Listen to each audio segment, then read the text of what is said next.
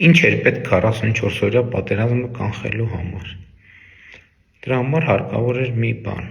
որպեսզի մենք Ղարաբաղի հարցի կարգավորման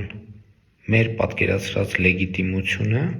համապատասխանեցնեինք Ղարաբաղի հարցի կարգավորման միջազգային լեգիտիմությանը։ Իսկ դա գործնականում անհնար էր, ինչու, որովհետև 90-ականների սկզբից Ղարաբաղի հարցի կարգավորման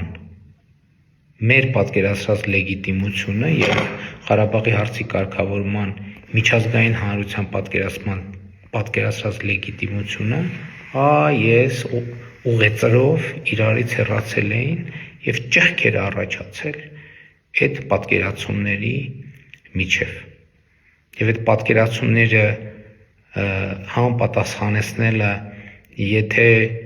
տեսականորեն հնարավոր էր, գործնականում անհնար էր, որովհետև մենք առաջին քայլով պետքա ընդունեինք, որ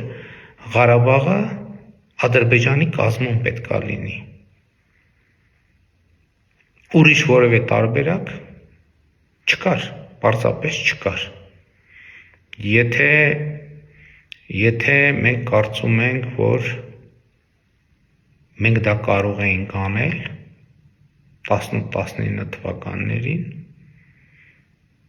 ուրեմն այո, դա իմ սխալն է, որ ես դա չեմ արել։